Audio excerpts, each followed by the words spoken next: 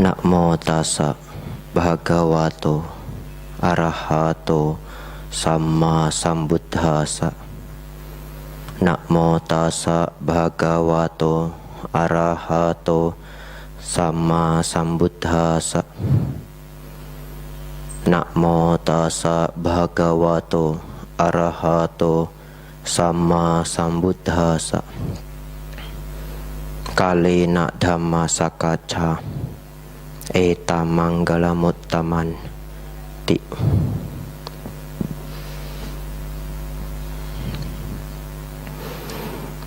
Ya, Bapak Ibu, saudara-saudari, selamat malam, namo buddhaya.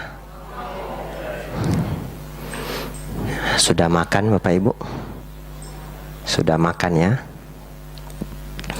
Kenapa saya tanya sudah makan atau belum? Karena ternyata kalau dikaji ya, bahasa Hokkien itu aslinya tidak ada kata apa kabar. Ya, aslinya ya, sebelum beradaptasi ya. Jadi kalau ketemu itu nanyanya cak paleo boy. Nah, jadi saya nanya Bapak Ibu cak paleo boy. Tapi Bapak Ibu kalau ketemu saya susah. Apalagi ketemunya malam. Nanti Bapak Ibu tanya, Bante cak paleo boy, butan cak leo. Ya toh? Ya Bapak Ibu, saudara-saudari,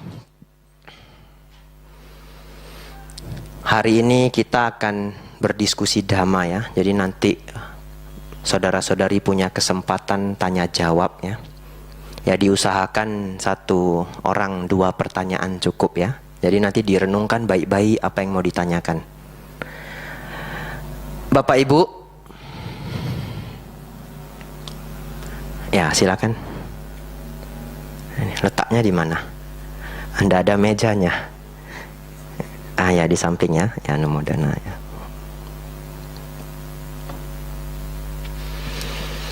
Medan itu paling terkenal ya, karena saya sudah pergi ke banyak daerah ya. Ternyata Medan itu paling terkenal itu makanannya, betul ya. Jadi saya ke Makassar, Bante dari mana? Dari Medan. Pasti mereka bilang apa? Duriannya enak ya Bante. Pasti selalu makanan.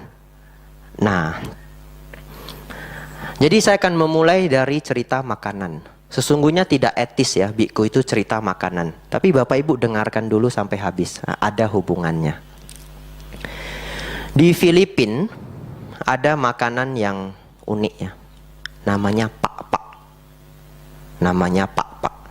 Bapak Ibu kalau nanti ke Filipina, saya sarankan silahkan cari pak-pak, tapi jangan makan ya.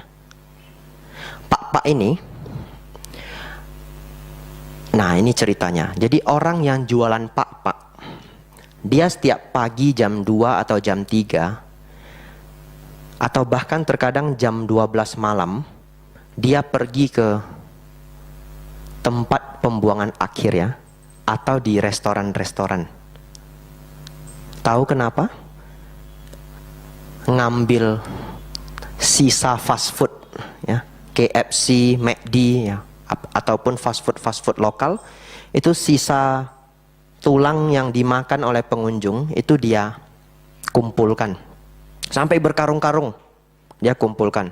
Kadang sampai dia pergi ke tempat pembuangan akhir untuk nyari ini. Kadang ketemu satu bungkusan besar, dibuka sudah ada ulatnya. Lalu dia akan ngumpul. Setelah dia kumpul, dia jual. Kadang 1 kilo bisa 2.000, 3.000 ya, kadang 5.000, fluktuasi ya, kayak dolar ya. Nah, setelah ini dikumpulkan, sisa makanan fast food, lalu bawa pulang, dicuci sampai agak bersih ya, gimana ngebersihinnya ya. Lalu direndam air panas. Nah setelah rendam air panas, ini diambil, diolahnya ya kelihatannya bisa dimakan. Jadi minyak, pakai bawang, bumbu, rempah-rempah segala macam. Kemudian daging itu ditumis ya, digoreng lah. Kemudian diberi saus cabai, saus tomat yang kelihatannya rasanya baik. Lalu setelah selesai itu semua, jadilah seperti kalau di sini itu ya, ayam asam manis, nah, gitu ya. Jadi seperti itu. Lalu dijual. Pagi-pagi dia jual untuk sarapan dan laku. Ketika ditanya ya, anak-anak yang ada di sana juga pekerja-pekerja, kenapa milih makan pak-pak? Nah, mereka jawab, karena ini paling enak untuk harga begitu. Ini sudah yang paling enak, mereka bisa makan daging. Karena itu dijual di daerah miskin di Filipina. Mereka ingin makan daging itu sulit. Nah, jadi akhirnya mereka makan ini, pak-pak. Di Haiti, lebih rumit lagi Bapak Ibu. Di Haiti itu ada namanya dirt cookies. Dirt cookies itu kue tanah. Saking miskinnya di Haiti, saking miskinnya, mereka mau tidak mau ngolah tanah. Caranya bagaimana? Mereka ngambil tanah yang ada di gunung. Katanya lebih bernutrisi. Saya tidak pernah coba ya. Bapak Ibu nanti mau coba ya silahkan ya. Dari gunung itu mereka ambil sejenis tanah yang warnanya kuning, agak kuning. Jadi tanah itu setelah didapat, mereka basahkan ya, buat jadi adonan. Jadi tanah itu agak liat sedikit. Jadi setelah dibuat adonan dia kayak clay gitu, bisa dibentuk. Lalu dicampur garam. Campur garam jadi ada aromanya. Lalu setelah itu dibuat keping-kepingan bulat ya, diameternya mungkin sekitar 15 cm. Lalu dijemur. Tidak dimasak, dijemur. Jadi itu beneran ya kayak makan lempengan tanah liat, tapi ada asinnya. Nah, saking miskinnya di sana, itu menjadi salah satu pilihan apa boleh buat. Dan itu dijual di pasar, kepingan-kepingan. Nah Bapak Ibu, mendengar cerita seperti ini, kadang kita berpikir ya, ini pertanyaan yang klasik sekali, ini pemikiran yang sangat klasik bagi umat Buddha. Kenapa ya ada orang yang semiskin itu dan ada orang yang begitu kaya ya. Ada orang yang terlahir sehat, ada yang terlahir sakit. Ini pertanyaan klasik Bapak Ibu. Jawabannya mungkin sederhana, karma ya, kita akan bahas nanti tentang karma. Tapi Bapak Ibu jangan meremehkan perenungan klasik ini. Karena ternyata walaupun seseorang sudah pernah dengar kata karma, kok dia belum paham penuh, dia tidak akan yakin karma 100%. Nah, karena dunia ini penuh dengan keragaman, jadi karena orang tidak bisa tahu ya, nasib itu kayak apa sih ya, gimana biar agar nasib itu bisa selalu dipertahankan baik. Oleh karena itulah manusia menciptakan atau menemukan perkiraan-perkiraan nasib. Karena itu judul kita malam hari ini ya. Jadi karena dunia ini manusia bingung ini ya, kenapa life is so random, begitu acak hidup ini, muncullah begitu banyak teknik-teknik. Salah satu teknik yang terkenal, ini orang Medan sangat lihai ya, Ichuji Gusaho Shitogoling Lakcoa. Iya ya, lihai, hafal ya. Saya dari belum sekolah saja saya sudah bisa Ichuji Gusaho Shitogoling Lakcoa. Nah, Xiao itu terkenal sekali. Baca wajah. Nah, orang Medan senang lihat baca wajah. Bukan orang Medan saja ya. Cuma saya asli orang Medan ya, jadi saya bilang orang Medan senang karena termasuk saya dulunya. Kita lihat wajah orang, ini hidungnya besar, kan begitu ya. Bisa jadi tauke. Jadi dulu Bapak Ibu, saya hidungnya ini lumayan besar. Jadi mama saya itu senang sekali. Nah, ini waiknya tanso tauke. Saya juga sudah senang ini. Wah, nanti bakal pien tauke. Rupanya jadi biku Bapak Ibu. Nah sekarang gimana itu ya face readingnya itu, baca wajahnya itu bagaimana. Ada lagi yang lebih unik Bapak Ibu ya. Ini unik sekali, ini kisah nyata. Ada salah satu keluarga mama saya yang terkenal sangat jago baca ini, garis tangan. Kwa Chiu Hun, terkenal jago sekali. Jadi setiap orang yang sudah lihat, dia lihat sering akurat. Jadi waktu itu mama saya ajak saya untuk kuamia ya. Tapi kebetulan ketemu pas acara keluarga. Nah, begitu dia lihat, saya baru tahu ya Bapak Ibu, ternyata kalau lihat garis tangan itu bukan lihat ini saja. Dia lihat sampai ruas-ruas yang kecil, tangannya dibalik-balik, lihat pinggir-pinggiran. Nah, ini ya, dia cek semua. Nah, ini kan sudah pada cek toh. Nah, begitu dia lihat, dia bingung Bapak Ibu. Jadi saya baru tahu ini peramal bingung Bapak Ibu. Dia sudah lihat ya, dia bilang, "Lu kia sengkong aja ya," dia bilang gitu ya. Anakmu sukses, tapi boco sengli ya. Ah, iya, anakmu sukses, tapi tidak berbisnis. Dia lihat lagi, dia ceknya loading dia agak lama sedikit. Akhirnya dia hanya bilang ini nasihat dia untuk mama saya. Anakmu saat ini sedang melakukan apa? Kerjaannya itu apa? Jangan kasih berhenti. Jangan suruh berhenti. Lanjutkan saja. Dia akan sukses. Karena dia berpikir di garis tangan ini tidak terlihat garis bisnis. Jadi, tapi sukses. Sehingga prediksi dia adalah suksesnya dari kerja. Karena ada orang yang kerja gajinya juga tinggi. Ada yang 50, ada yang 100, ada yang 200. Karena gaji itu unlimited ya, bisa dikatakan begitu. Kalau kerja jadi manajer di airport Dubai ya gajinya miliaran. Nah, jadi begitu dia ngomong begitu, dipikir-pikir kejadian juga. Kenapa? Karena begitu saya berhenti dari pekerjaan saya, ndak pulang-pulang Bapak Ibu. Ya toh? Setelah saya resign kerja, saya ke Mendut, saya ndak pulang-pulang sampai 2,5 tahun. Nah, kalau mau dikatakan sukses, saya menganggap diri saya sangat sukses. Tapi sukses itu kan tidak hanya uang. Setiap orang punya makna suksesnya sendiri. Sebenarnya salah satu kriteria sukses itu adalah memiliki hidup yang bermakna.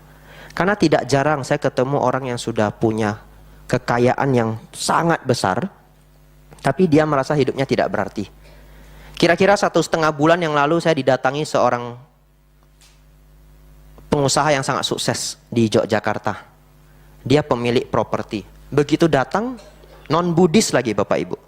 Begitu datang dia cerita, "Bante, saya stres. Pakai celana pendek, saya stres nih."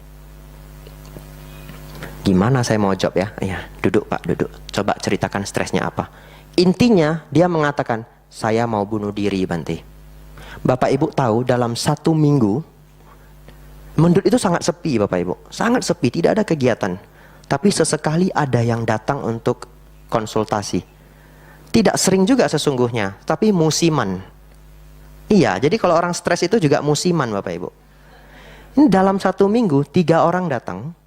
1 pasangan ingin bercerai dan 2 orang ingin bunuh diri.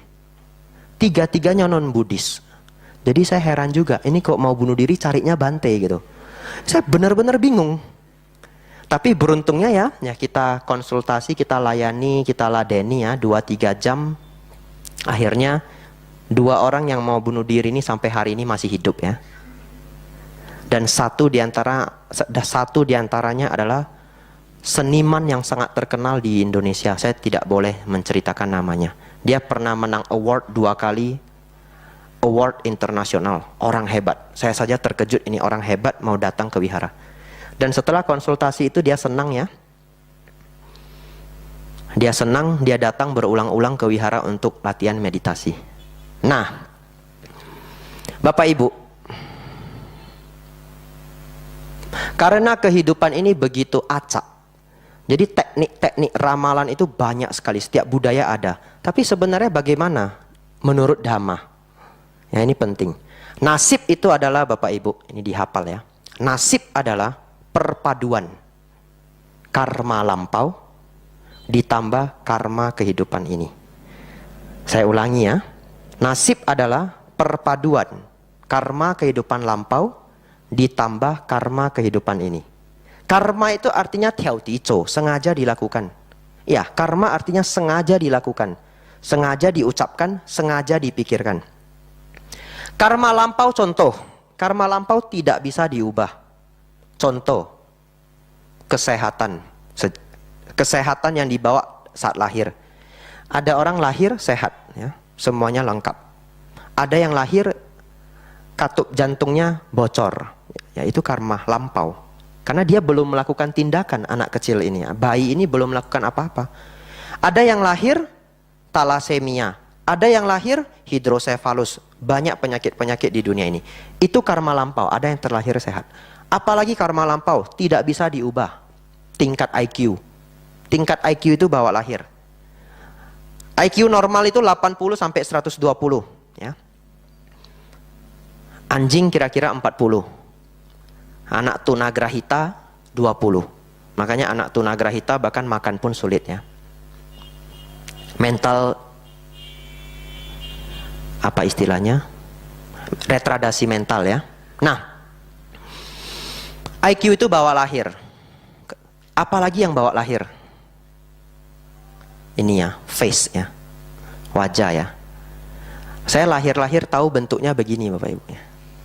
Kalau bisa request Bapak Ibu, saya pun mau requestnya tahu mingse gitu ya. Tapi enggak bisa request. Tahu-tahu lahirnya ya begini. Ada yang lahirnya tampan, ada yang lahirnya buruk rupa. Apalagi yang tidak bisa di request? Keluarga. Bapak Ibu pernah mikir kenapa lahirnya di Medan? Saya pernah mikir loh waktu kecil. Cemisui saya cu lagi Medan loh. Saya mikir begitu. Kenapa lahir di keluarga ini, di kota ini, dan itu tidak bisa kita pilih. Kalau dulu saya bisa request, ini bukan mau jadi pengkhianat keluarga ya kan, kalau bisa request ya. Saya mau requestnya Belgia atau Swedia. Kenapa? Karena per kapita dunia dia paling tinggi. Jadi kalau lahir di Swedia, per kapitanya sudah lebih kurang 250 juta per bulan pendapatan orang Swedia. Bapak Ibu letakkan iPhone itu nggak hilang. Bapak Ibu tinggalkannya coba Nokia yang paling murah di samping jalan itu coba. Ada yang mau coba? Jalan ke depan taruh handphone murahnya ya, nggak usah yang mahal ya. Coba noleh sebentar balik, oh, sudah lenyap ya. Nah, keluarga tidak bisa request. Tetapi Bapak Ibu harus ingat, nasib itu tidak hanya masalah karma lampau. Jadi umat Buddha jangan ya, ketika dia merasa kehidupannya itu sulit, dia mengatakan ayo karma, ayo karma. Ketika mengalami kesulitan, mengalami hambatan, yang selalu dijadikan alasan adalah karma lampau. Padahal karma nasib itu perpaduan. Karma saat ini maksudnya apa? Contoh ya, ada orang terlahir misalkan tidak di keluarga yang kaya, ya. Kecerdasan juga tidak terlalu tinggi, tapi di kehidupan ini dia terus berjuang, ya, dia terus bekerja. Akhirnya orang ini bisa sukses. Tapi sebaliknya, ya, lahir kaya, otak cerdas, tetapi begitu datang ke kehidupan ini, umur 12 tahun, 15 tahun makin bandel, senangnya judi, alkohol, narkoba, pabrik pun habis Bapak Ibu. Jangankan 1 pabrik, 3 pabrik pun habis. Nah, jadi nasib itu tidak hanya cerita karma lampau. Tetapi, nah ini kita lanjut ya. Nah, lanjut ini yang seru. Kenapa ramalan-ramalan itu tetap laris? Bukan hanya masalah ramalan. Kalau kita cerita nasib, kita juga cerita pantang ya. Karena kalau takut nasibnya buruk, jadi kita selalu menghindari pantang. Dulu, saya sangat takut sapu. Orang Medan takut sapu ya. Saya sudah cek loh ke beberapa daerah. Cuma orang Medan loh yang takut sapu. Iya loh. Orang Jawa ada lah, tapi enggak begitu banyak. Saya datang ke kota lain, saya tanya, di sini orang takut sapu enggak? Enggak Bante. Orang Medan kok takut sapu ya. Terutama sapu ijuk yang hitam itu ya. Apalagi yang bekas ya, kayak soikau puasi ya gitu ya. Senggol hilang jodoh gitu ya. Orang Medan ini kalau nyapu aja dia takut kena kaki. Dulu saya juga takut. Bukan tidak takut. Jadi kalau nyapu itu jangan kena kaki. Apalagi ceit. Wah itu sapu disimpan. Betul ya. Coba siapa yang berani ceit nyapu? Susah loh. Tapi setelah saya belajar dhamma dari hari ke hari, saya ngerti rumusnya. Beruntung itu adalah berbuat baik. Jadi kalau orang berbuat baik, dia akan beruntung. Jadi barang siapa memberi kebahagiaan, maka kebahagiaan akan kembali pada dirinya. Jadi Bapak Ibu kalau ingin beruntung, banyaklah berbuat baik. Dan kita juga ngerti ya, sial itu adalah karma buruk. Kalau kita mencuri, kalau kita merugikan orang lain, itu sial. Bapak Ibu ngerti ini semua ya? Tapi masih takut sapu enggak? Nah, ini yang bilang tidak takut sapu, atau yang masih rada takut, rada enggak. Nanti silakan pulang boleh coba teknik saya ya. Dulu setelah saya belajar dhamma cukup lama, saya pengen tahu real tidak dhamma ini. Jadi biasanya dulu ada beberapa teman saya yang tahu ya, di sini ada beberapa face teman saya, keluarga saya juga datang. Dulu saya tuh sering jualan ke Siantar ya, jualan obat ke Siantar, kerja. Jadi saya ingin coba ini dhamma bener enggak. Jadi hari Senin kita itu mau pergi untuk jualan. Saya coba ya, buka pintu, ambil sapu, karena sapu di rumah saya itu simpannya di belakang pintu. Ini agak takut juga Bapak Ibu ya. Nah, ini real ini ya. Nanti mau coba silakan ya. Tapi jangan salahkan saya kalau sial ya. Saya sudah pegang sapu ini, saya mikirin dhamma mesti benar ini. Dhamma pasti benar. Tak sapukan di kaki. Sapukan sendiri. Kwasoi busoi ya. Nah, ini uji nyali. Uji nyali jangan sama setan. Sama sapu. Nah, tak sapu, saya pergi jualan. Bapak Ibu tahu, laris manis Bapak Ibu. Iya. Begitu Jumatnya pulang, hoseng lia. Nah, begitu saya pulang, nah ini ketakutan saya pada pantang terhadap sapu berkurang 70%. Hari Jumatnya, kami biasanya masuk kantor mau setoran uang ya. Ini pegang uang begitu banyak. Karena kita nagih dari Senin sampai Kamis. Katanya, kalau kena sapu kan bisa sial. Takutnya bisa kecelakaan dan sebagainya ya. Ini bawa uang lagi ya. Uji nyali lagi. Saya buka ini pintu. Nah, ini udah agak pede. Ini Bapak Ibu boleh coba. Pokoknya sial jangan salahkan saya. Saya coba lagi sapu. Kali ini agak tinggi. Nah, karena sudah agak pede. Lalu saya pergi kerja. No problem. No problem. Tapi kalau Bapak Ibu coba nanti di rumah lalu sial, itu salah Bapak Ibu. Kenapa? Karena masih memegang sugesti. Karena sugesti pikiran itu sangat kuat. Sedangkan kita bisa mencabut sugesti ini setelah mendengarkan dhamma 1, 2, 3 tahun. Sehingga ini menjadi sugesti positif yang baru. Contoh. Nah, kucing hitam. Ya, omiao, soigao puasi ya. Nah, siapa takut omiao? Ada ya? Kucing hitam. Bapak Ibu, kucing hitam itu di Indonesia itu selalu kasihan ya. Dia selalu dianggap sial ya. Saya pernah lihat loh kucing hitam disiram orang pakai air panas. Karena dia benci, takut sial dia. Dia usir kucing hitam itu pakai siram air panas, kasihan. Tapi sesungguhnya di Jepang, kucing hitam itu bawa rejeki. Ya. Kucing hitam itu di Jepang adalah lambang rejeki. Makanya dulu waktu saya kecil itu ada film kartun Sailor Moon. Kucingnya hitam. Nah kalau seumuran saya masih ngerti. Kalau anak sekarang Naruto ya. Nah, yang kedua, burung hantu ya. Kalau Bapak Ibu lihat burung hantu pasti takut. Tidak mungkin tidak takut. Kalau orang Medan pasti takut. Begitu ketemu burung hantu, besok naik kendaraan ya, naik mobil atau naik motor pelan-pelan, cau sacap engkau lebih. Nah, pasti takut kecelakaan. Karena berpikir burung hantu adalah lambang kematian. Begitu lihat burung hantu parkir dekat rumah kita, kita sudah takut nih siapa yang mau meninggal. Pokoknya jangan saya lah gitu ya. Tapi kok tiba-tiba sudah dengar satu kabar berduka, entah sepupunya, entah siapa, kak lengnya. Nah, target bukan saya. Tapi Bapak Ibu, di Yunani, burung hantu itu adalah lambang kebijaksanaan. Makanya Harry Potter, temannya burung hantu. Kalau burung hantu bawa sial, Harry Potter tidak mau pakai burung hantu. Kalau Bapak Ibu nanti satu waktu ke Thailand ya, ngomong Thailand itu budaya masih dekat dengan Medan ya. Kalau Bapak Ibu nanti satu hari ke Thailand, Bapak Ibu bisa lihat pernak-perniknya. Sangat banyak ornamen burung hantu. Karena mereka tidak memaknai burung hantu sebagai kesialan. Kita orang Indonesia memaknai burung hantu sebagai kesialan. Dan ini masuk ke sugesti kita. Pikiran itu sangat kuat Bapak Ibu. Medan pernah mengundang Adi W. Gunawan ya, beberapa kali. Saya pun pernah 1 kali sepertinya ikut ketika masih umat. Pak Adi W. Gunawan pernah membuat ini ya, atraksi ya, tapi atraksi real.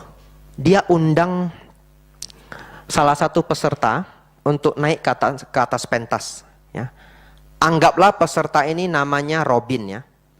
Jadi dia tanya, namanya siapa Pak? Robin ya.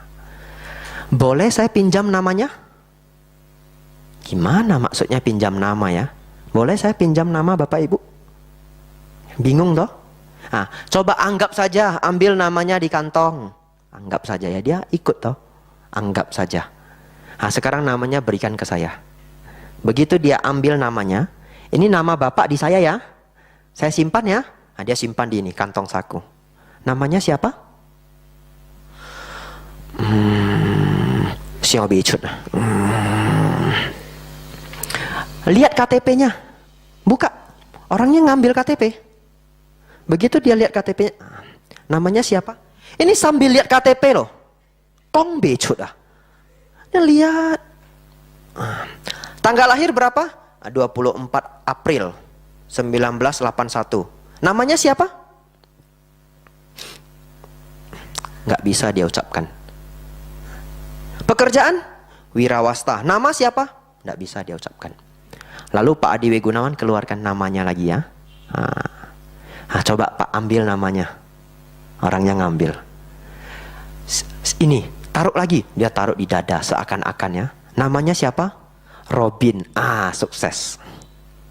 Lalu Pak Adi W. Gunawan jalan ya. Ini kebetulan ada air ya. Ini ada kamera ini ya. Nanti jangan pikir saya buat sulap ya. Dia bawa air. Dia bilang, Pak ini air panas Pak, air panas. Hati-hati ya, air panas. Panas benar. Padahal air biasa. Lalu dia minta orangnya pegang. Air panas Pak, hati-hati. Begitu dia pegang, orangnya baru pegang saja airnya. Dia sudah, panas. Sampai dia mau letakkan. Nggak apa-apa, pegang. Panas. Coba minum.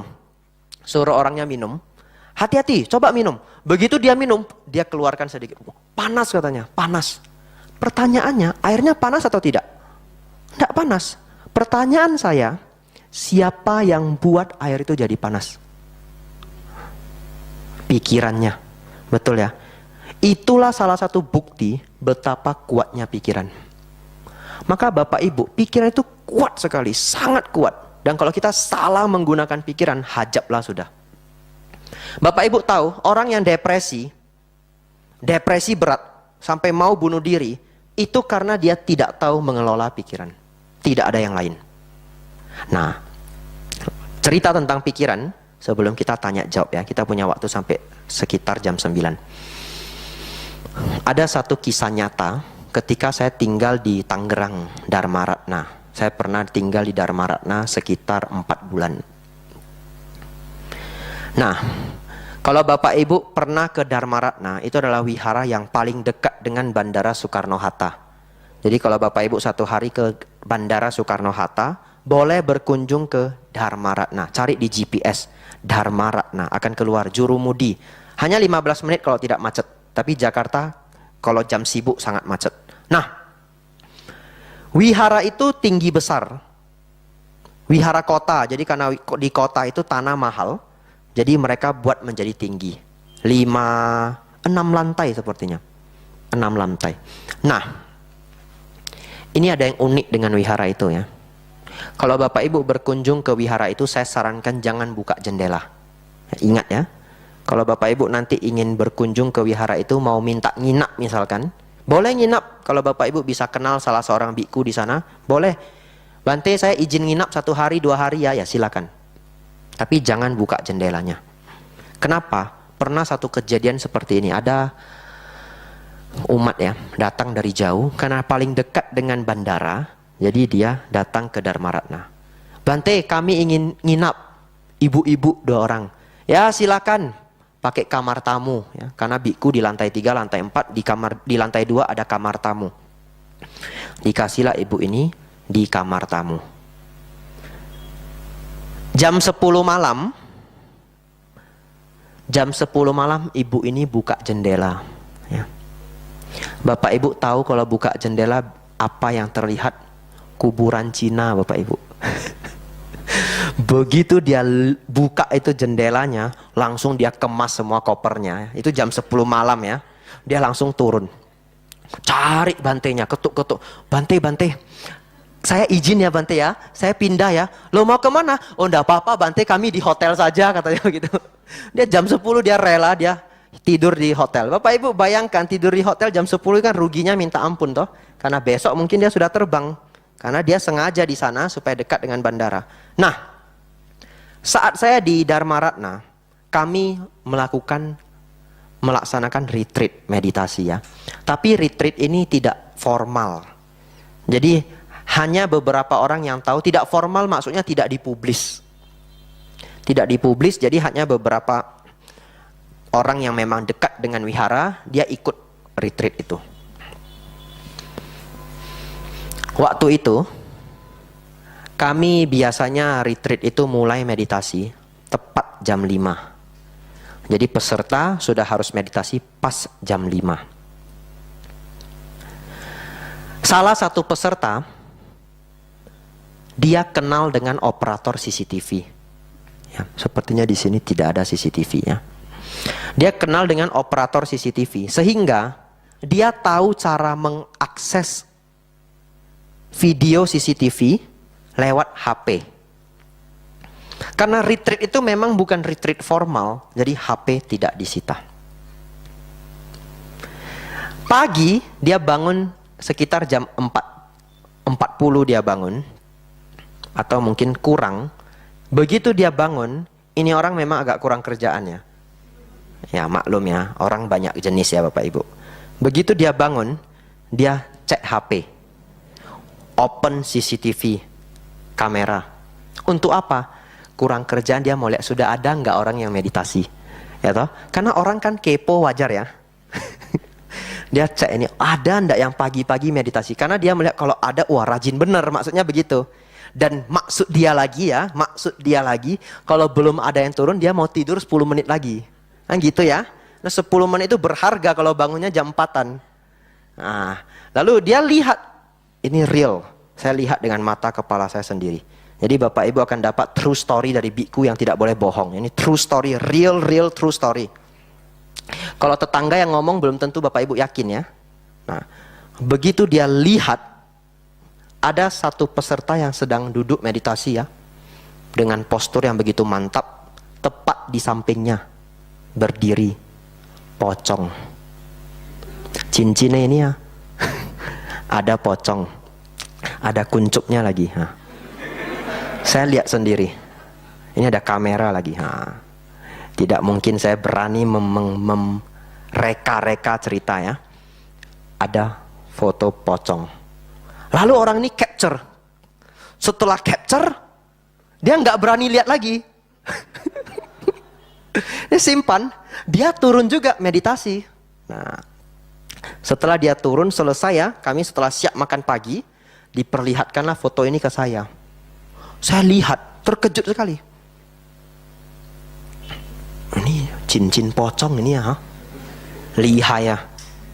Saya sampai sempat berpikir ya, ini sudah hebat ini bisa ambil foto pocong ya. Kalau Bapak Ibu ada di antara Bapak Ibu yang tahu ya, cara merekam hantu yang bisa membuktikan itu benar-benar teknik merekam hantu, Bapak Ibu pasti dapat hadiah Nobel. Serius loh. Karena hantu itu adalah misteri sains yang selama ini tidak pernah terpecahkan. Tidak diakui sains sampai hari ini. Bapak Ibu bisa membuat hantu diakui sains, pasti hadiah Nobel. Nah, saya sudah mikir ya, jangan-jangan saya bisa dapat hadiah Nobel ya. Nah, begitu saya lihat ini, kami datangilah peserta yang di PDKT-in sama pocong itu ya. Ternyata Bapak Ibu tahu, orang yang di samping pocong itu umurnya 30-an, laki-laki, dan sangat takut hantu. Iya, dia sudah takut hantu sejak kecil. Aduh, takut hantunya luar biasa. Lalu kami datangi ya, di kamar kami datangi, kami panggil. Kami kasih tahu, kami mau kasih lihat sesuatu. Nah, coba lihat sendiri. Dia lihat, karena kan gelap toh. Itu capture CCTV itu jam 4, itu hanya via infrared, karena gedung itu semua ditutup lampunya. Karena meditasi, hanya altarnya cukup terang. Di Dharma Ratna itu ada 2 lampu lampion ya, yang warnanya berubah-ubah, biru, kuning gitu ya. Jadi ya, begitu dia lihat, apa ini, dia belum lihat berarti ya, belum pakai sati ya. Begitu dia terkejut, Bapak Ibu tahu, dia teriak, makjang itu, dia langsung lari ke kamar. Ini laki-laki umur 30-an loh, Bapak Ibu coba renungkan sendiri ya. Dia langsung lari masuk ke kamar, sembunyi itu di ranjangnya itu, nutup kepalanya pakai bantal. Laki-laki umur 30-an. Lalu kami datangi, kenapa? Nggak mau Bante, aduh tolong saya nggak mau Bante, tolong saya nggak mau. Pokoknya dia beneran, dia takut minta ampun. Lalu ya sudahlah ya, kami pasrah gitu ya. Setelah dia agak rileks begitu ya, kita kasih dia nasihat. Udah, ndak usah takut, ini kan di wihara, nanti pelimpahan jasa saja selesai, kami bilang begitu. Baca parita nanti karania meta abaya parita nanti. Sudah tenang, bilang. Sampai saya itu apa ya, nenangkan hatinya, saya bilang, nanti kalau pocongnya muncul lagi bilang ke saya, tak ceramain sampai bosan. Saya bilang begitu. Ya kalau hantu diceramain kan bosan ya. Nah, saya nenangkan dia takut bener. Besoknya dia datangi saya, Bante, saya sudah tahu pocongnya kok bisa ada. Ngomong begitu. Jadi ternyata sebelum dia datang ke wihara, malamnya dia lewat kuburan muslim. Kuburannya itu luas. Tolong Bapak Ibu ini harus dengar sampai habis ya. Jangan setengah-setengah ya. Nanti jadi salah paham. Ini kayak wayangan ya. Kalau wayang harus ikut sampai habis. Nah, jadi dia cerita ke saya, dia lewat kuburan itu gelap, luas, lalu panjang ya. Di waktu itu dia merasa merinding. Nah, lalu dia berpikir ya, Bante, pocongnya ikut saya karena saya lewat kuburan muslim. Saya jawab, ya udah, ndak usah takut. Saya bilang, nanti baca parita, mungkin dia butuh jasa, ya toh? Saya nenangkan hatinya. 2 hari lagi, datang lagi ke saya. Cerita lagi. Bante, saya tahu kenapa pocongnya ikut saya. Iya. Nah, dia bilang, pocongnya kasih mimpi ke saya, Bante. Ternyata, dia hidup di keluarga yang dia itu sangat diabaikan. Jadi ketika mati dia merasa tidak puas. Lalu dia penasaran jadi hantu. Jadi dia tempel teman ini, orang ini dia tempel karena dia senang sama dia. Dalam mimpi ngomong begitu. Karena orang ini baik katanya. Ya orang kalau mau ikut retreat di wihara umumnya orang baik ya. Lalu saya terus kasih nasihat yang sama. Udah tenang, nanti baca parita, ndak usah takut dah. Saya bilang, itu pocong di wihara ndak berani macam-macam. Tak kasih nasihat yang sama. Lalu besoknya dia datang lagi pada saya. Ini cerita real nih, agak panjang nih episode ini Bapak Ibu. Dia ngomong, Bante, pocongnya sering bisik-bisik ke saya. Seperti minta tolong. Dalam hati saya berpikir, ini kok makin lama mereka makin romantis ya. Iya toh. Makin lama kok makin romantis. Lalu dia cerita, dia mau minta tolong ke saya, Bante. Nah, saya sudah mikirin ya, ini gimana ini solusinya ya. Akhirnya tibalah hari Minggu. Hari Minggu operator CCTV datang. Namanya Hengki ya. Kalau nanti ke Dharma Ratna bisa ketemu Ko Hengki. Dia yang handle CCTV. Begitu saya ingat, CCTV itu bisa preview, betul ya? Bisa rewind, bisa mundur. Ini saya mau menang hadiah Nobel ini ya. Saya bilang ke Ko Hengki, Ko, nanti habis makan siang saya mau lihat CCTV. Apa yang hilang, Bante? Keberanian orang, saya bilang. Ya toh? Keberanian seseorang hilang. Kita nanti lihat CCTV. Oke, siap Bante. Nah, saya selesai makan siang, masuklah kita ke kantor ya, rewind CCTV. Jadi saya mundur sampai hari H, lalu jam sebelum munculnya pocong ya. Sebelum munculnya pocong. Jadi kita mundur sampai 7 menit sebelum 4.40. Ya, 7 menit sebelum 4.40. Tapi pocongnya muncul sekitar 4.43. Kita mundur. Kita nunggu. Ini belum ada, ini pocongnya belum ada. Nunggu.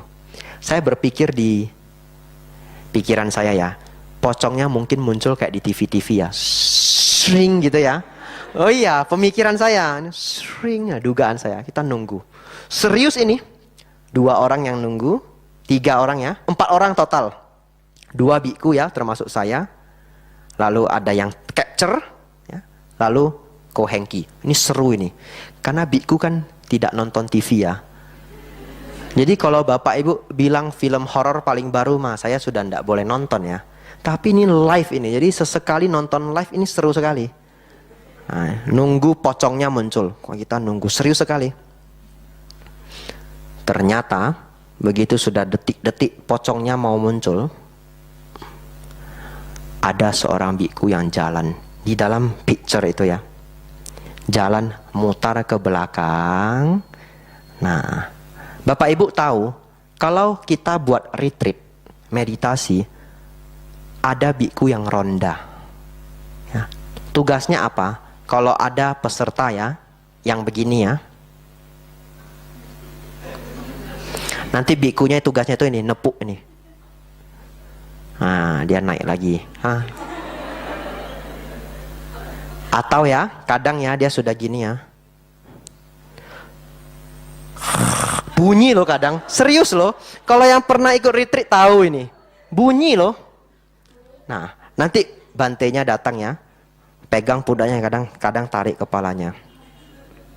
Tapi ada yang lucu ya, peserta yang begitu kita tarik begitu ya.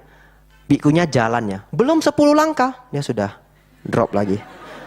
Akhirnya kita harus nungguin di belakang pundaknya. Setiap dia turun ya, kita pegang. Dia nutup mata, dia nggak buka nanti. Kayak bunga yang langsung layu itu. Kita sentuh lagi, naik lagi. Nanti dia turun lagi. Sampai 3-4 kali, sentuh lagi, naik lagi. Kadang kita tarik ini, tarik ininya, tekan ininya.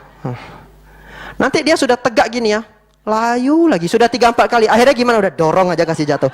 Begitu dorong, wah langsung tegak. Nah itu realita. Tapi di Jepang Bapak Ibu, itu sudah syukur loh di Indonesia. Di Jepang, kalau yang aliran Zen, itu ada tukang rondanya, dipilih oleh kepala wihara, pakai rotan. Harusnya Indonesia boleh tiru itu ya. Nanti Daya Kasaba, Mas Sampati buat peraturan ya. Tapi peserta retreat tanda tangan ya. Nanti bantainya di visum gimana ya enggak? Pakai rotan. Begitu ada yang gini ya, pok, 1 kali cukup.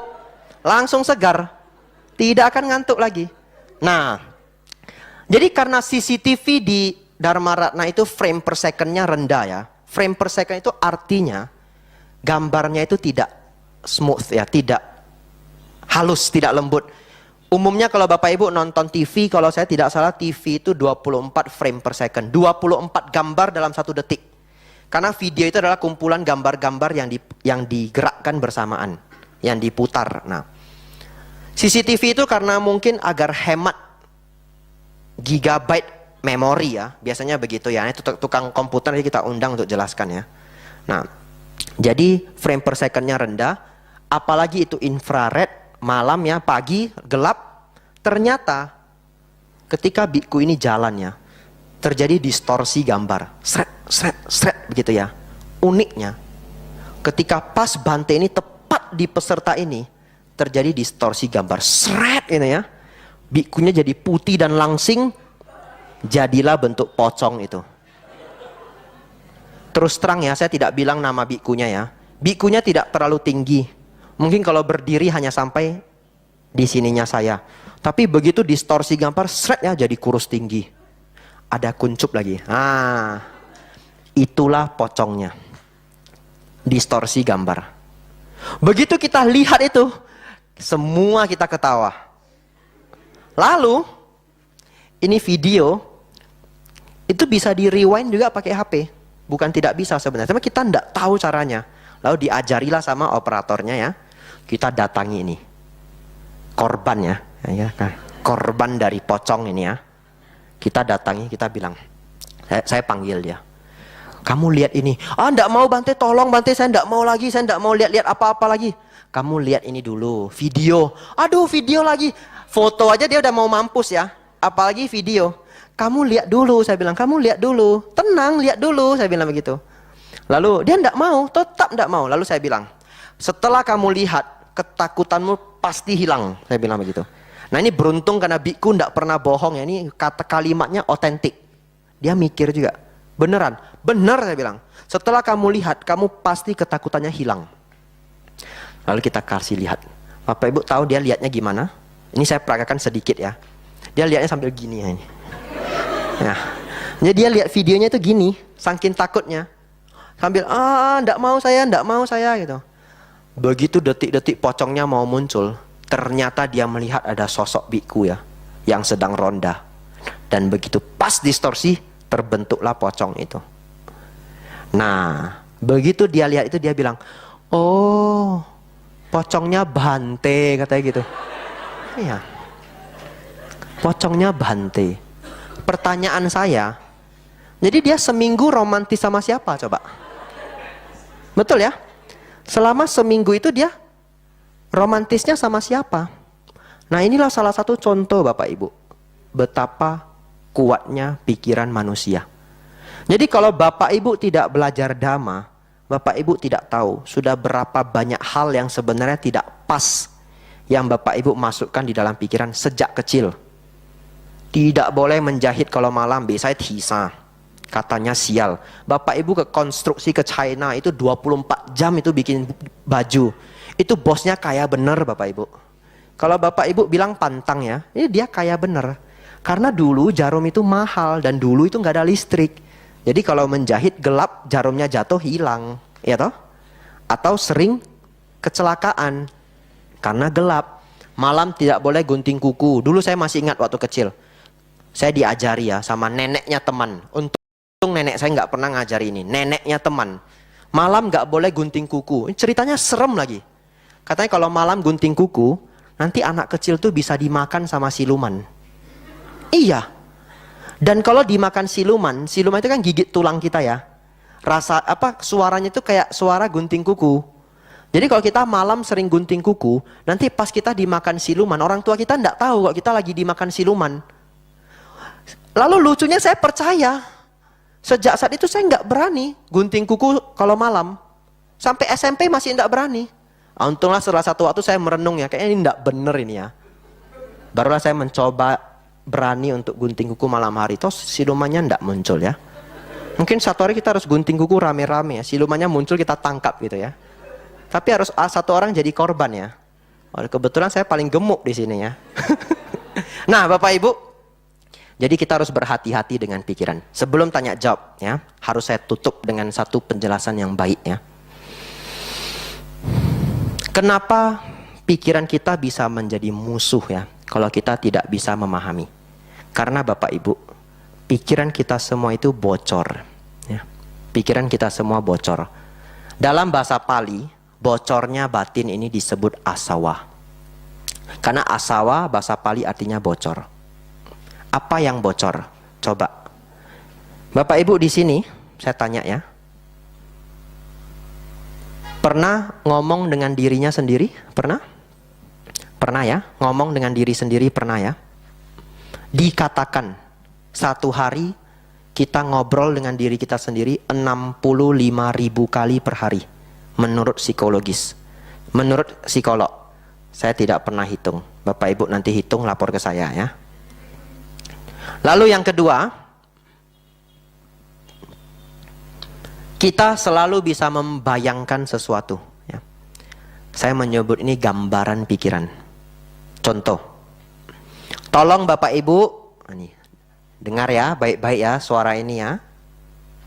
Tolong jangan pikirkan ada seekor kuda putih di depan ini. Tolong jangan pikirkan ya. Jangan dibayangkan kuda putihnya bagus. Kuda putihnya meringkik. Nah, lalu kuda putihnya ini lucu. Diikat pita di telinganya. Jangan dibayangkan. Bapak Ibu bayangkan? Bayangkan ya. Apalagi ini malam ya, tapi ini sudah makan ya. Kalau saya pakai makanan mungkin lebih terbayang lagi ya. Jadi kita minta pikiran ini tidak membayangkan, tidak bisa. Dia tetap mau membayangkan. Nah, jadi pikiran yang bocor ini membentuk obrolan hati dan gambaran pikiran yang tidak pernah berhenti. Inilah disebut asawa dalam bahasa Pali. Secara sederhana, kalau mau dibahas secara mendalam ya tidak 100% ya. Nah, jadi Bapak Ibu perlu hati-hati dengan bocornya batin ini. Kalau bocornya batin ini tidak kita dalami dan tidak kita pahami, maka kian hari satu waktu bocornya pikiran ini bisa menjadi musuh. Saya tutup sebelum pertanyaan. Contohnya Bapak Ibu ketika marah ya. Marah itu adalah produk bocornya batin. Ketika gelisah, Bapak Ibu pernah gelisah? Pernah ya? Makin ngomong jangan dipikir, makin pikir. Betul ya? Coba Bapak Ibu hari Minggu lagi happy time, tidak perlu ngantar anak ke sekolah, tidak perlu sibuk buka toko, tidak perlu masuk kerja. Pagi-pagi jam 8 pagi duduk di depan meja minum kopi sama iucakoi gitu ya, anggap ya, renungkan ya. Nah. Tetapi tiba-tiba terpikir, srep, masuk bocornya pikiran. Ayo si KPR boiliau, gitu ya. Aduh, KPR belum tutup. Aduh, utang belum bayar. Pertanyaan saya, bisa ndak Bapak Ibu ngomong ke pikiran ini? Pikiran, ini kan Minggu, preseng lah, bisa ndak? Ndak bisa ya? Libur dulu lah, libur. Ndak bisa. Pikiran, Senin aja lah mikir biar stresnya sekalian gitu ya. Ndak bisa. Bapak Ibu tidak akan bisa menghentikan bocornya pikiran ini secara instan.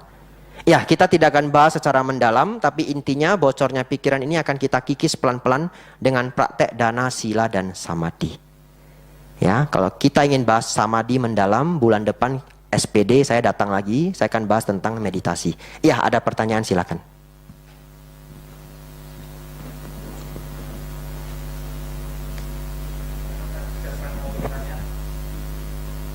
Ya, tidak ada pulang ya. Ya, silakan yang mau bertanya.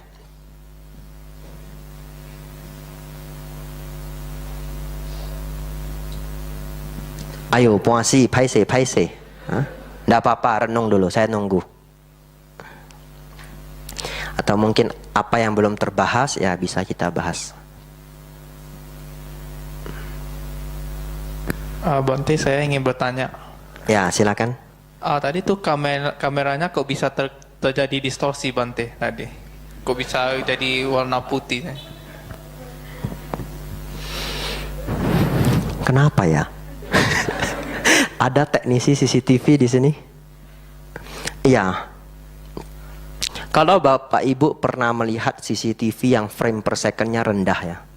Karena di Mendut juga CCTV frame per second-nya rendah.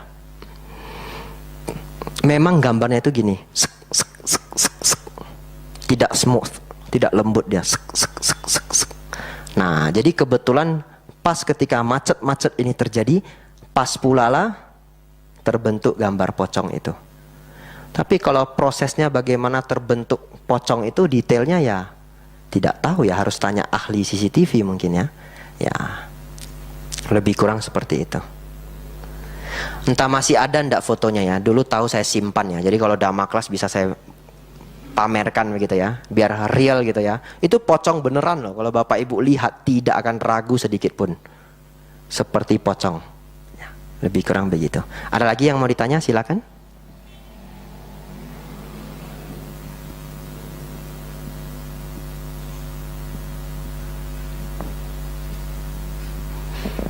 Tidak ada ya?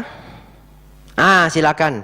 Orang Medan digertak dulu gitu ya, baru muncul. Ya, silakan Ibu ya.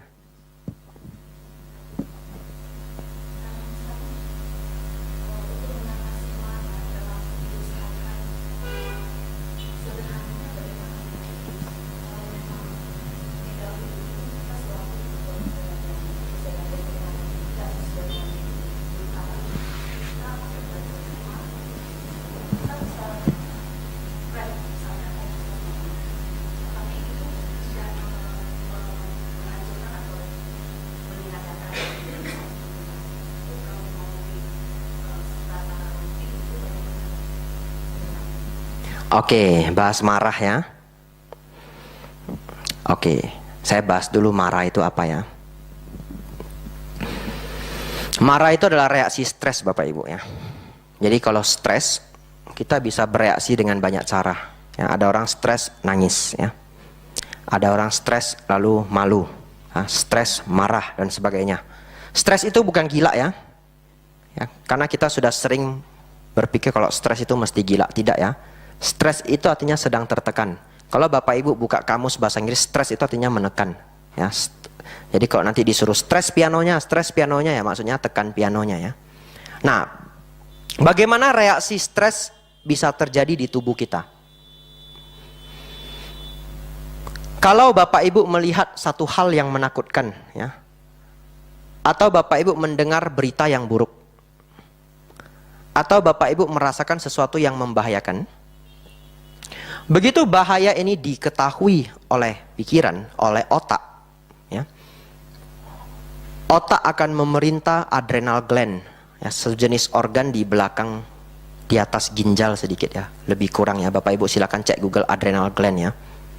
Adrenal gland akan produksi kortisol, adrenalin, noradrenalin. Nah, begitu kortisol, adrenalin, noradrenalin ini muncul, Bapak Ibu stres. Itu ditandai dengan nafas menjadi berat. Makin marah, makin berat. Nah, kalau orang mau mukul orang, gitu ya. Lalu kepala ketat,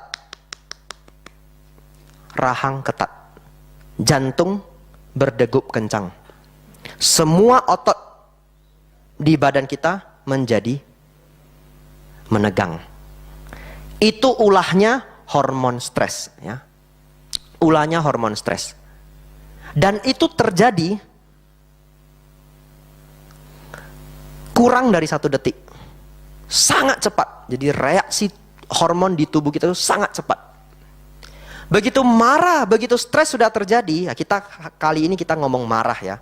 Jadi begitu marah sudah terjadi, berarti solusi salah satu yang terbaik ya untuk segera mengurangi stres ini adalah sesegera mungkin meminta otak untuk menghentikan produksi hormon stres. Nah, sejauh ini masih nangkep ya. Nah, atau jadi stres gara-gara. Nah, caranya bagaimana? Solusi pendek ya. Kita akan jelaskan beberapa solusi yang perlu kita lakukan untuk meredam kemarahannya. Solusi pendeknya adalah sesegera mungkin. Jadi tadi Ibu sudah tahu kapan marah terjadi ya. Jadi Ibu tadi mengatakan kita sadar Bante, marah itu muncul kita sadar. Nah, itu adalah salah satu latihan dalam Buddhis, menyadari emosinya. Tapi setelah sadar, marah juga. Begitu ya. Nah sekarang tugas kita adalah, begitu kita tahu kalau stres itu terjadi, jangan marah dulu, stres dulu. Stres dulu baru marah. Jadi mulai hari ini ketahui mulainya stres ya. Mulainya stres itu ingat ya, napas menjadi berat. Jantung berdegup kencang. Kening, rahang ketat, otot di badan kita menegang. Begitu Bapak Ibu sudah rasakan itu, cepat-cepat pause, berhenti. Berhenti apa? Kalau bisa, berhenti aktivitas, duduk dulu atau berdiri dulu. Kalau bisa, karena di beberapa kondisi tidak bisa. Lalu berhenti berpikir, jangan mikir ketika stres, karena yang keluar pasti negatif. Sesegera pause, berpikirnya pause dulu. Lalu bernafas.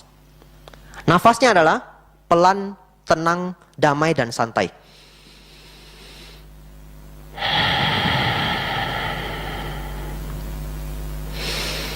Tapi permasalahannya, sekarang nafas kita itu sedang berat. Paksa. Kenapa dipaksa? Setelah melakukan nafas yang tenang dan dalam, pelan dan damai ini, 1 nafas, 2 nafas, 3 nafas, 4 nafas, 5 nafas, marah, stresnya pelan-pelan berkurang. Kenapa? Karena kita sedang menipu otak.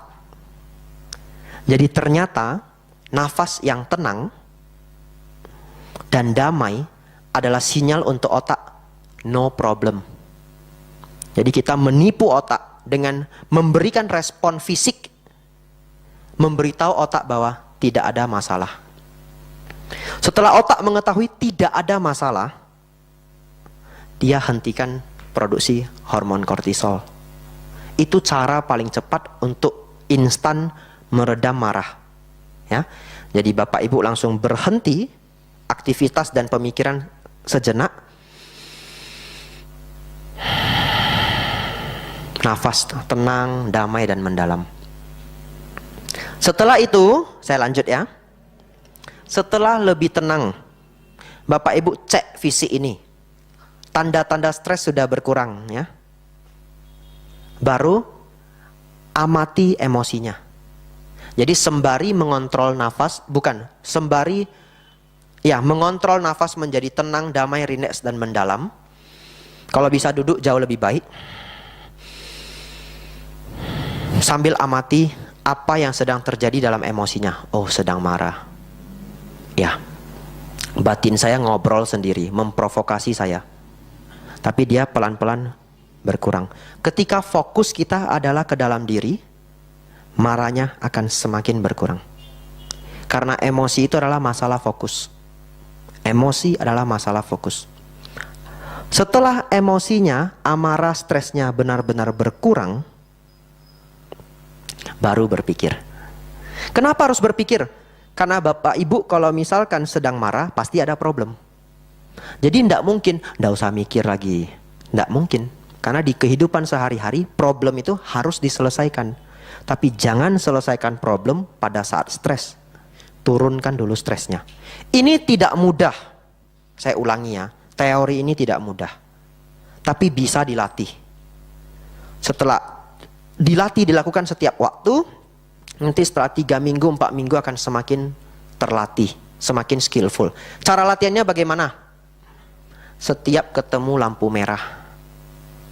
Jadi Bapak Ibu berkendaraan, mau jadi supirnya atau mau jadi penumpangnya, ketemu lampu merah, iya, diulang. Nanti sudah berminggu-minggu Bapak Ibu akan terkejut. Ketemu lampu merah sudah tidak stres. Tapi hari pertama mungkin tidak ya. Wah, kata Bante ketemu lampu merah. Just stres Bante. Nopak gocap, ya toh? Ya, dulu itu ya jalan aksara. Waduh, hitungannya tinggi sekali. Nah, latihan 3-4 minggu. Itu solusi terbaik. Bahkan ada satu mahasiswa yang dia sudah ketergantungan obat tidur. Ya, dia sudah ketergantungan obat tidur. Dia menemukan teknik ini dan dia berhenti dari obat stres. Bukan obat tidur, obat stres. Tidak ada obat tidur. Obat stres efek sampingnya tidur. Nah, dia menggunakan teknik ini, dia lepas obat stres. Nah, tapi bagaimana solusi kita untuk mengurangi kemarahan yang sering muncul? Ya, caranya adalah, ini cara terbaik, sering mendengar dhamma. Karena kita perlu masukkan ini kebijaksanaan. Bapak Ibu lihat anak kecil ya. Anak kecil itu bisa marah tanpa alasan, yang bukan tanpa alasan. Marahnya tidak jelas. Karena dia kurang bijak. Contoh ya, dia punya bonbon 5 ya. Kita bilang, Dek simpan dulu ya, mandi dulu. Habis mandi nanti saya kembalikan. Dia nangis teriak-teriak. Karena dia tidak bijaksana, dia berpikir tidak mungkin itu nanti diambil. Jadi marah sesungguhnya adalah karena seringnya marah karena kurangnya kebijaksanaan. Semakin sering marah, semakin kurang kebijaksanaan. Kalau orang kebijaksanaannya bertambah, itu bisa di-track ya, bisa dilacak dari berkurangnya kemarahan. Ini semua orang punya kemarahan, jadi bukan karena ibu yang bertanya lalu semua tertuju ke ibu, tidak. Semua manusia sebelum mencapai arahat masih ada kemarahan. Jadi salah satu ciri ya atau tanda kita belajar dhamma, latihan meditasi, rawat sila, berdana. Salah satu ciri kalau praktek kita itu benar di arah yang benar itu ya, adalah kemarahan yang berkurang. Nah, solusi jangka panjang yang terbaik, tolong sering dengar dhamma. Kalau yang bisa Hokkien beruntung ya, cari Hokkien, ada Hokkien Dhamma Tok. Bisa minta sama wihara, saya pikir pasti ada arsipnya. Kadang sering dibagi kok di dis. Tapi kalau sudah tidak ada pun mungkin bisa cari arsipnya. Mungkin ya, kalau kita bisa Hokkien pun ya, awalnya sulit mendengarkan Dhamma Hokkien. Bante ane chim Bante. Bochim. Dengarkan ulang-ulang. Saya dulu mendengarkan, juga awal tidak ngerti. Tapi setelah 2-3 bulan ngerti. Kenapa? Karena kita dengarkan saja terus, dia berepisode-episode ya. Mungkin di depan bantenya tidak menjelaskan, tapi di belakang dijelaskan. Nah, contoh kita tidak tahu giap itu apa. Giap itu, nanti di belakang, lang mai chow giap. Lang chow giap karma tang. Oh, giap itu karma. Kai itu sila. Nah, lama-lama didengarkan, nanti pemahaman bahasa-bahasa yang tidak terbiasa kita bisa tahu. Atau zaman sekarang begitu banyak video di YouTube. Silakan masuk ke ini channel Mahasampati ya, ada ya. Nah, selalu direkam. Dhamma Talk, Dhamma Class bukan hanya masukkan saja namanya Bante Utamo, Bante Panyawaro, Bante Santacito, di-download. Kalau dulu ketika saya masih umatnya, saya punya kumpulan MP3 yang sangat banyak. Kadang yang video pun saya convert ke MP3, bisa pakai program di aplikasi di Android. Lalu itu saya dengarkan setiap waktu, di mobil, kadang sambil nyapu, kadang sambil saya dengarkan. Jadi itu cara kita menginstall ya, memasukkan kebijaksanaan. Ini cara terbaik. Setelah 1 tahun, setengah tahun, jangankan setengah tahun, ada yang 2 bulan, 3 bulan saja, dia sudah merasa. Karena saya punya beberapa teman yang saya anjurkan seperti itu, dia ngomong sendiri. Saya punya teman cukup baik dengan saya. Kalau dia marah ya, dia bisa marah sampai bergetar. Marah sampai bergetar. Ini orang dewasa. Tapi ya setelah dia belajar dhamma ya, kemarahannya turun begitu drastis. Ya, jadi solusi jangka panjang adalah mendengarkan dhamma. Meditasi enggak Bante? Nah, nanti sudah dengar akan ngerti bagaimana cara meditasi yang benar. Ya tentu meditasi juga solusi yang sangat baik. Ya, kira-kira begitu ya. Ya, ada lagi yang mau bertanya silakan. Nanti pulang langsung ibu itu sudah enggak bisa marah nanti ya. Bapak ibu nanti tes ya.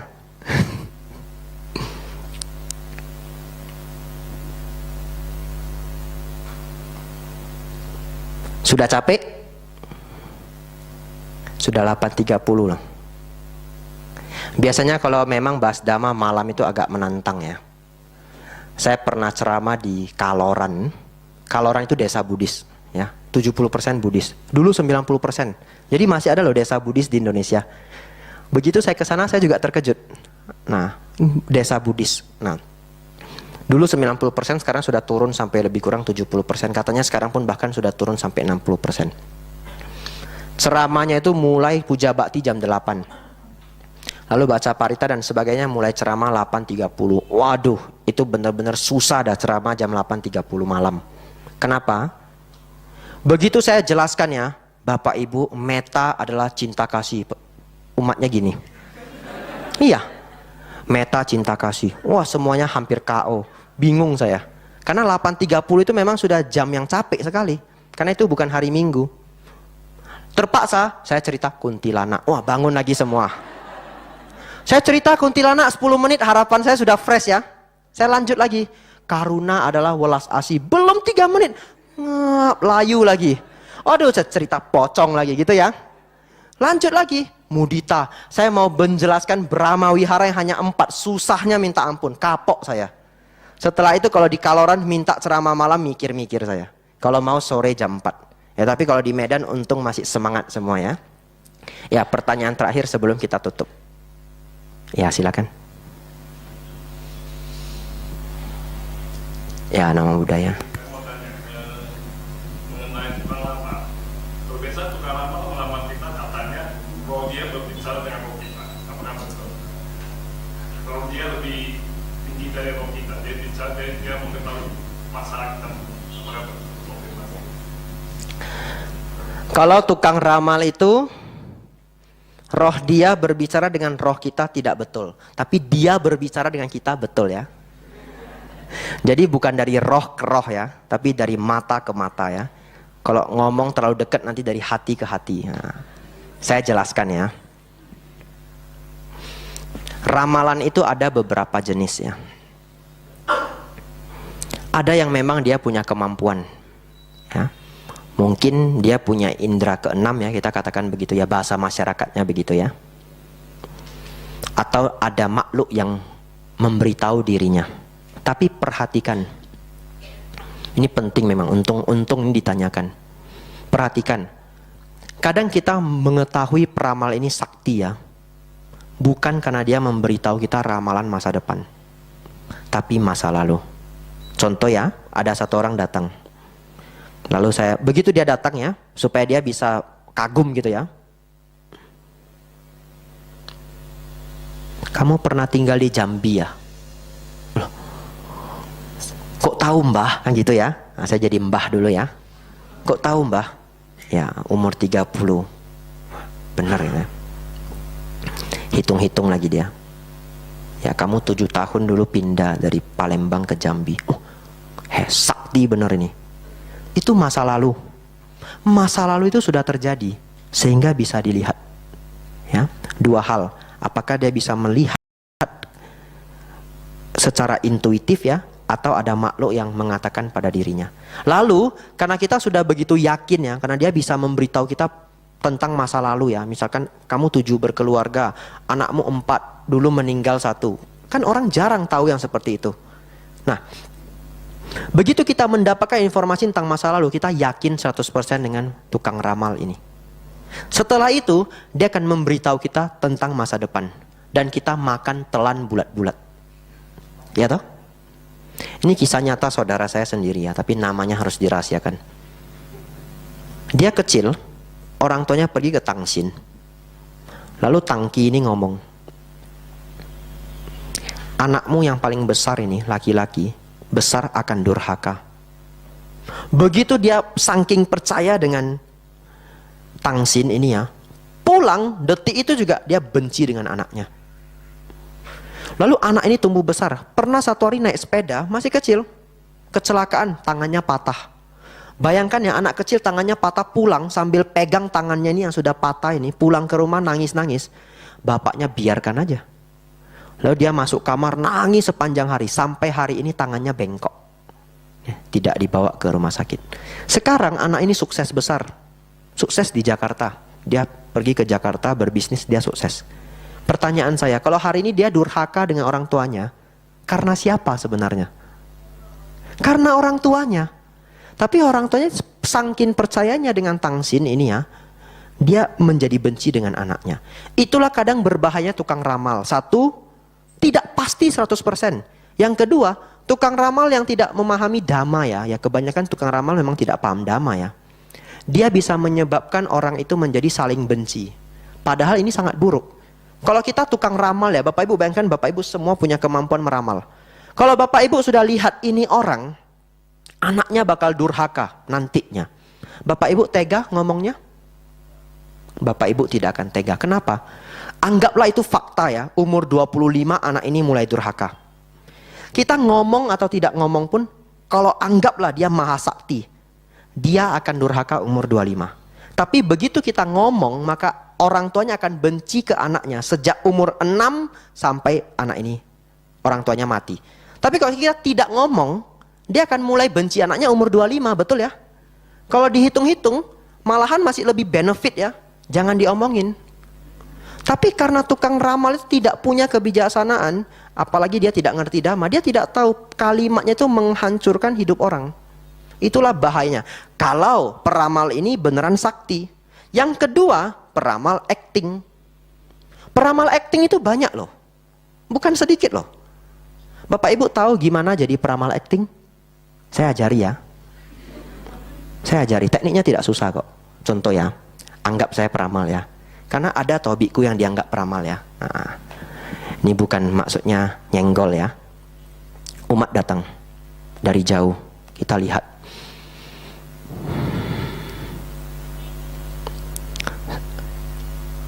Suami sama anak dari jauh ya,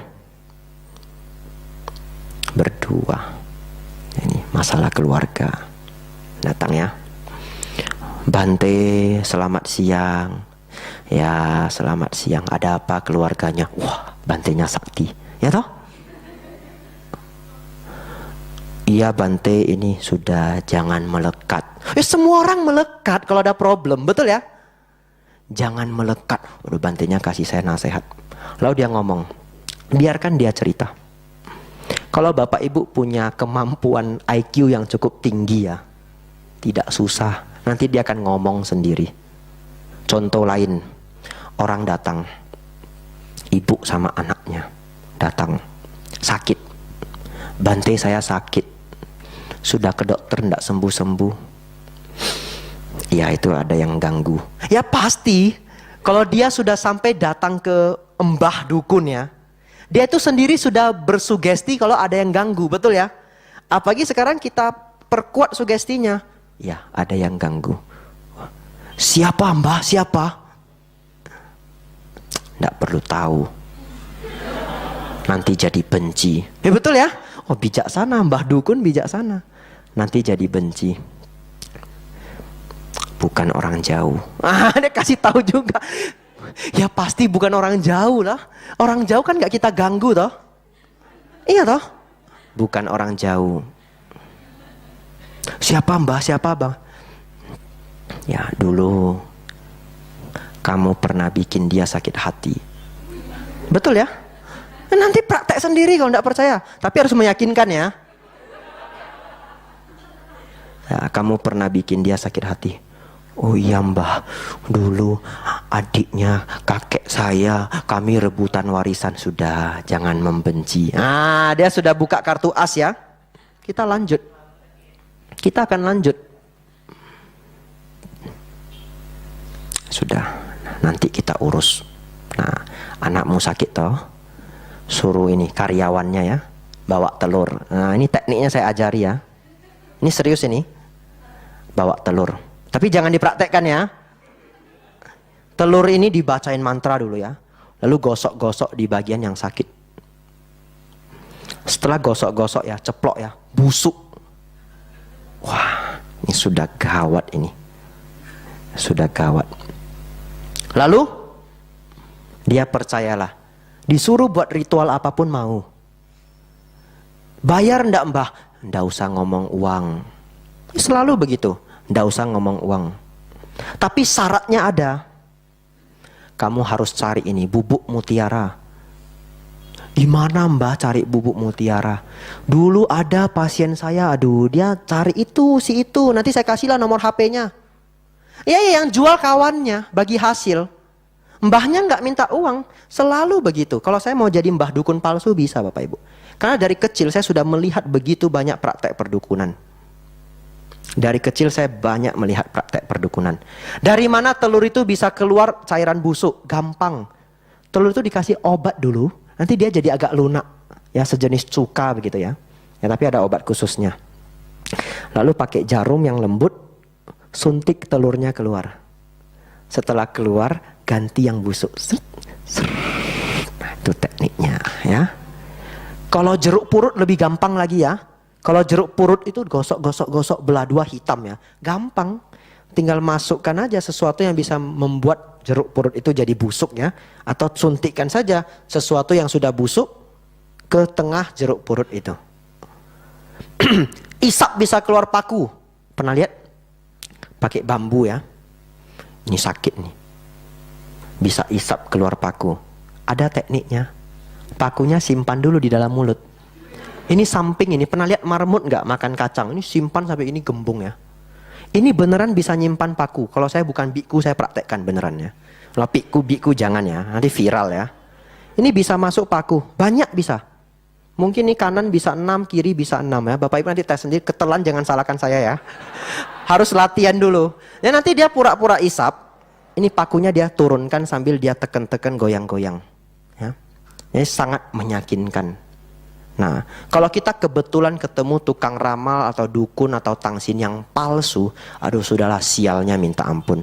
Ya, ketemu yang beneran punya sixth sense aja pun belum tentu beruntung ya.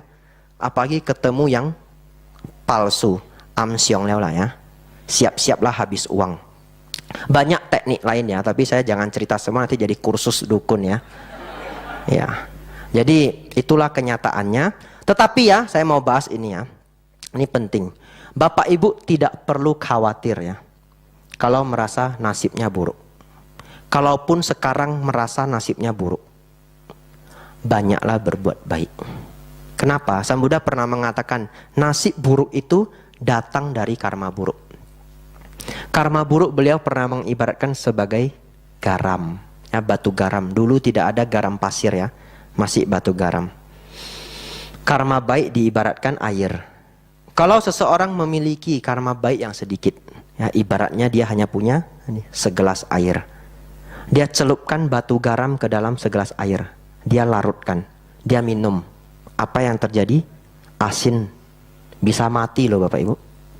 Dulu di Tiongkok kuno mereka sering ya bunuh diri dengan telan garam 1/2 kilo. Itu cara bunuh diri Tiongkok. Ya, bahas bunuh diri saya punya banyak data yang seru ya, tapi waktu kita terbatas ya. Bahas bunuh diri itu juga seru sekali ya, tapi ini topiknya nggak pas ya. Nah, tapi Sang Buddha mengatakan kalau seseorang terus berbuat baik, terus berbuat baik, terus berbuat baik, seperti ibaratnya kalau Bapak punya garam batu, Bapak lempar ke sungai. Lalu Bapak Ibu minum air sungainya. Asin? Tidak asin. Pertanyaan saya, apakah garamnya ada di dalam sungai? Ada. Ada loh, bukan nggak ada loh. Tapi kenapa tidak terasa asin? Saking banyaknya air sungai. Jadi kalau Bapak Ibu merasa ya, saat ini saya merasa kurang beruntung hidupnya, atau pernah diramal Sui Xiao Un gitu ya, jangan khawatir ya, terus berbuat baik. Kebaikan itu satu hari akan seperti sapu yang menyapu karma buruk kita. Bapak Ibu tambah berbuat baik, berbuat baik, berbuat baik. Tapi berbuat baik banyak cara ya. Bante berbuat baik Coho Susiang Ancoa, buka Manggala Sutta, 38 cara menjadi baik. Baca. Jangan hanya berpikir berbuat baik itu dana, datang ke wihara dana, tidak ya. Mudah dinasehati, tidak keras kepala, itu Manggala Sutta. Ya toh, mengurangi kemarahan, sopan santun, menghormati yang lebih tua, mau merawat anak istri, mau merawat orang tua. Banyak 38, punya teman yang baik, punya tempat yang baik. Jadi Bapak Ibu belajar jadi orang baik, buka Manggala Sutta. Itu belajar jadi orang baik. Saya pun sudah menjadi biku Bapak Ibu.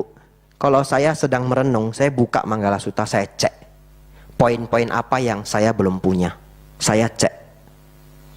Dan kalau saya tahu poin ini saya masih lemah, saya akan perkuat poin itu. Nah, setelah Bapak Ibu melakukan banyak kebaikan ya, nasibnya akan menjadi baik. Ya, jadi kembali ke pertanyaannya ya. Apakah peramal itu bicara rohnya lebih tinggi dari roh kita? Jawabannya tidak. Nah, itu jawabannya. Tidak. Peramal tidak berbicara dengan rohnya dengan roh kita, tidak ya. Jadi itu klarifikasinya. Lalu jangan ke peramal dah kalau bisa ya. Ya. Mungkin ada lagi yang mau bertanya? Ah ya, silakan. Ci Ana ini ya. Ya.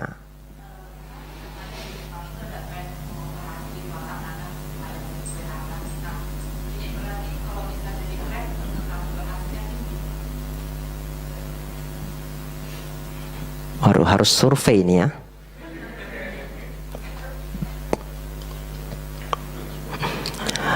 Kalau rame tidak pasti benar juga ya. 1000 tahun yang lalu ya, semua orang percaya bumi itu datar ya.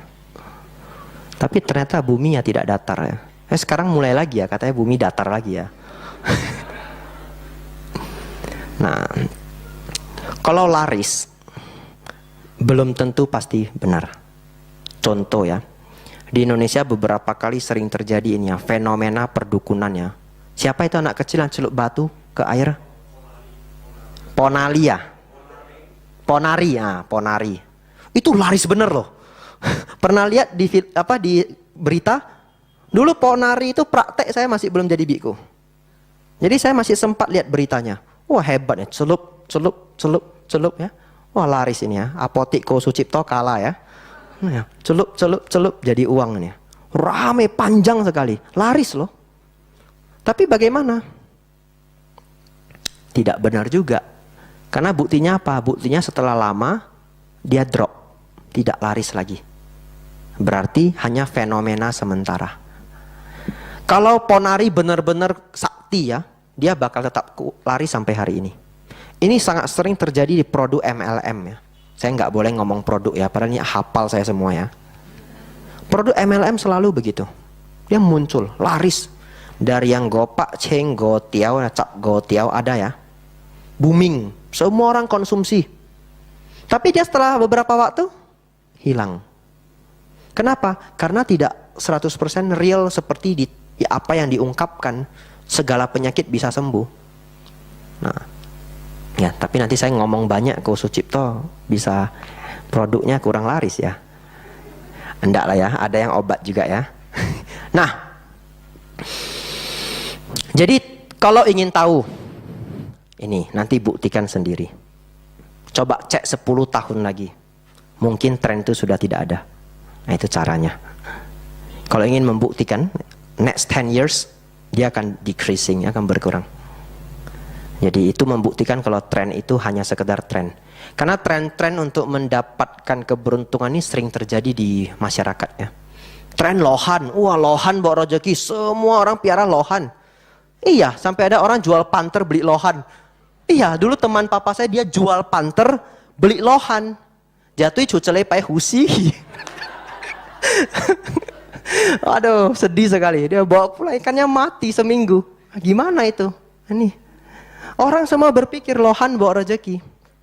Tapi ternyata tren itu nurun. Ya, jadi saya juga sangat yakin ya, tren dari operasi garis tangan di Jepang nanti juga akan turun. Karena tidak masuk akal.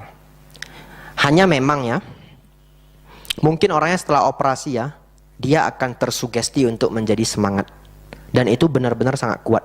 Kalau kita belajar farmasi ya, di farmasi itu ada satu istilah namanya placebo. Placebo itu hebat ya. Contoh ya, kalau bapak ibu bilang ya, anak bapak ibu demam, malam tidak ada obat jam 2 pagi, tidak ada obat, apotik sudah tutup ya, K24 terlalu jauh ya. Bapak ibu bilang ke anaknya, ini yuk leo ya, ini sudah pakai obat. Minum sampai habis ya, obatnya mahal. Nah, dia minum ya, pas saya haus ya. Loh, saya minum kok, bapak ibu tertawa. Manusia kan perlu minum. Sudah hampir 2 jam loh ngomong terus, harus minum. Nah, ini obat ini. Begitu dia minum, demamnya bisa turun. Jadi kalau bapak ibu buka brosur ya, nanti main-main ke apotik keluarga Anda, Brigjen Katamso ya. Ini iklan ini ya, nanti endorse ini. Nah, ya bercanda ya, tapi kalau mau datang beneran betulan ada ya apotiknya ya. Bapak ibu boleh minta brosur, tapi belanjalah, masa minta aja jangan ya. Nah, vitasimin maho, B celusin vitasimin. Kau watia kong bantai abi jatuh kong brosur obat wae kecuk kan gitu ya. Nanti bapak ibu lihat eksperimen obat farmasi sangat lucu. Kalau eksperimen yang kita belajar di perkuliahannya diberi variabel dan tidak diberi variabel. Tapi kalau obat farmasi 3, diberi variabel, tidak diberi variabel, dan placebo. Maksudnya apa? Ini ya dibuat 3 kelompok ya. Jangan bapak ibu lah ya, contoh orang lainnya. Ada 3 kelompok orang sakit ma. Ya. Grup pertama 30 orang, grup kedua 30 orang, grup ketiga 30 orang. Grup pertama dikasih obat antasida. Grup kedua tidak dikasih apa-apa. Grup ketiga dikasih obat isinya cuma air, ditipu, dikatakan ini obat sakit ma yang bagus. Lalu akan terjadi penurunan asam. Grup pertama setelah 40 menit turun asam lambung 70%. Grup kedua turun 8%, tidak makan obat. Grup ketiga yang ditipu. Ini ditipu loh. Saya pernah baca sendiri dan saya terkejut. Turun 28%, gila enggak? Itu enggak dikasih apa-apa loh, cuma ditipu loh. Turun 28%. Inilah yang selalu membuat peramal palsu pun ada yang ikut. Betul ya? Jadi kalau ini semua ada yang sakit misalkan ya, saya mbahnya ya, saya kasih aja akar-akaran ya. Saya bilang ini dari mendut, gitu ya. Ini akar dari mendut ini. Yang nanam ini tanamannya dekat kuti Bantai Panya, gitu lagi ya. Padahal itu mah tidak ada apa-apanya.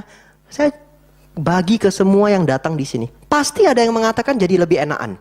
Nggak usah banyak, 20% cukup. Ini berapa orang hadir? Cik Jisa si Gola, Cik Jisa si Gola. Wah ini lebih kurang 75 orang hadir ya.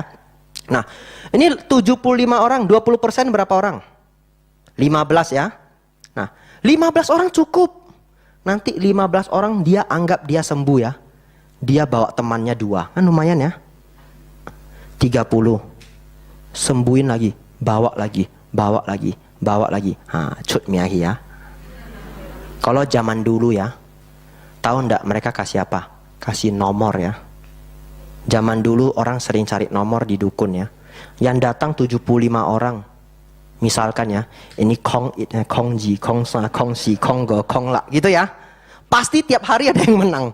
Karena pasiennya banyak. Jadi dia sudah hitung-hitung dulu, dia bagi. Dia punya 20 nomor yang dia anggap akurat ya, dia bagi. Yang pagi datang Cap Si ya, jam 10 datang Ji Cap Kau gitu ya. Lalu sering ada yang menang. Nah, jadi ini cerita kembali lagi ya. Jadi placebo itu sendiri ya sangat kuat. Kira-kira ada lagi yang mau ditanya? Ya, silakan.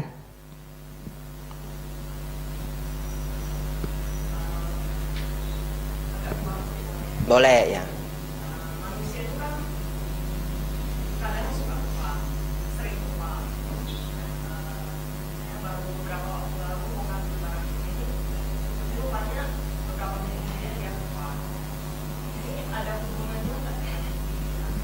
Ya.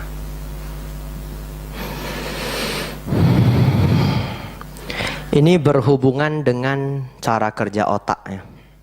Jadi di otak kita itu ada LTM ya, long term memory ya, memori jangka panjang, dan short term memory, memori jangka pendek. Memori jangka pendek manusia tidak bisa diandalkan. Tidak bisa diandalkan. Kenapa? Sangat sering silap. Dan orang berpikir apa mungkin karena dia kurang pintar? Tidak ya. Kadang orang yang sangat pintar pun dia sering silap. Kadang saking pintarnya sering mikir ya, kunci lupa baru keluar, aduh ini lupa itu lupa. Itu adalah hal yang wajar terjadi pada seluruh manusia di dunia ini ya. Ada hubungan dengan pikiran tidak? Ya itu adalah salah satu permasalahannya, karena pikiran itu bocor tidak menentu sehingga dia tidak punya konsentrasi yang kuat. Itu adalah alasannya secara dhamma. Tapi kita akan bahas secara sains ya. Jadi itu memang adalah masalah yang dialami semua manusia. Solusinya apa? Jadi kita lebih baik cerita solusi ya. Solusinya pakai teknik. Jadi dulu di Amerika Serikat sendiri ya, hanya karena kesilapan dokter lupa cuci tangan, terjadi 150.000 kematian per tahun. Karena dokter lupa cuci tangan, sehingga terjadi infeksi. Nah, ada satu studi, setiap perusahaan-perusahaan itu mereka selalu pernah terjadi ini ya, kelalaiannya. Itu sangat wajar ya. Tapi apa kelalaian yang paling sedikit terjadi? Perusahaan apa yang kelalaiannya paling minim di dunia ini? Perusahaan pesawat. Perusahaan pesawat itu hanya terjadi satu cacat setiap 245.000 aksi, lebih kurang begitu. Itu ada teorinya. Jadi perusahaan pesawat itu adalah yang paling sedikit cacat. Kenapa? Nah, setelah mereka mengetahui ya bahwa manusia itu ingatan jangka pendeknya tidak bisa diharapkan ya. Kalau kita misalkan dikasih tahu nama orang ya, baru ngomong saja namanya, jalan bentar, tadi Miyahami ya, sorry ko Miyahami ya, wah gao beki ya, kan gitu ya. Itu semua orang mengalami kok. Ko Miyahami ya, Brandly, wah ini keren nih Miao, gitu ya. Kita ngobrol sama teman, tadi namanya apa ya? Si beki, paisi. Kita lupa, kita malu juga ya. Cepat-cepat tanya, ko sorry aku ya, tadi namanya siapa ya? Brandly, oh iya Brandly. Jalan lagi, lupa lagi loh. Pernah ngalami? Nah lihat ini, berapa banyak orang yang ngangguk. Betul itu.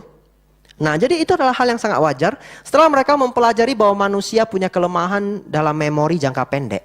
Nah ini solusinya, ini penting ini. Solusinya adalah checklist.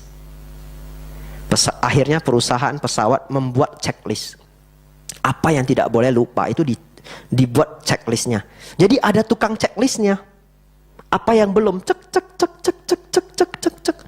Dan checklist ini dibuat agar tidak ada kecacatan. Semenjak dibuatnya sistem checklist ini, perusahaan pesawat mengalami kecacatan atau kecelakaan atau apa saja menjadi sangat berkurang. Ini pernah dilakukan studi di satu rumah sakit besar ya. Pernah dilakukan studi di satu rumah sakit besar menggunakan sistem checklist. Dulunya tidak ada sistem checklist. Jadi dokternya itu sering lalai. Dokter itu adalah orang yang IQ-nya sangat tinggi loh, orang pilihan loh. Karena dia ingin masuk ke dokterannya, dia ujian setengah mati. Nah, tetapi orang yang punya IQ tinggi ini pun terbukti dia masih punya kecacatan dalam tindakan. Dia juga bisa lupa. Lalu setelah dibuat sistem checklist ini, bayangkan terjadi penurunan 34% kelalaian kerja dan 43%. Tinggi loh, 43% penurunan angka kematian operasi. Luar biasa ya. 43% angka kematian operasi di rumah sakit yang di studi itu. Ini ada bukunya, cuma saya lupa judulnya, entah The Mastery of Checklist atau apa gitu. Jadi buku itu dia jelaskan kelemahan manusia dari memori jangka pendek. Jadi kita semua hari ini sudah tahu ya, kita semua punya kelemahan di memori jangka pendek. Bapak Ibu punya pekerjaan masing-masing, punya bidang masing-masing. Bapak Ibu silakan ciptakan checklist sendiri. Bahkan kadang kita jalan-jalan ya, tidak salah buat checklist. Apa yang mau diambil, nanti checklist paspor, KTP, tiket gitu ya, checklist. Jadi nanti kalau sudah jalan-jalan ya, pas pulangnya mau packing ya, ada checklistnya. Jadi ketahuan apa yang ketinggalan. Jadi Bapak Ibu tidak takut lagi barangnya ketinggalan karena ada checklistnya. Teori gampang, siapa yang buat coba? Nanti lihat ya, siapa yang buat. Nah, ya. Ada lagi pertanyaan? Hampir jam 9. Ini beneran last one ini? Tidak ada? Malu-malu? Mau tanya? Silakan. Soti hotu ya.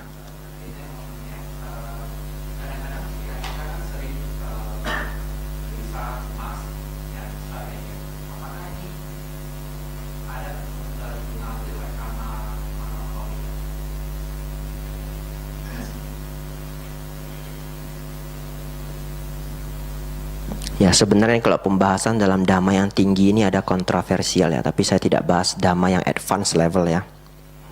Ya bisa kita katakan kegelisahan itu juga bagian dari akibat. Ya, kita bisa mengatakan demikian ya. Karena kegelisahan itu ada sebab. Contoh, Bapak Ibu mungkin pernah merasakannya. Gelisah sekali, C salah, Kia salah, Kun salah, tapi nggak ada problem sebenarnya.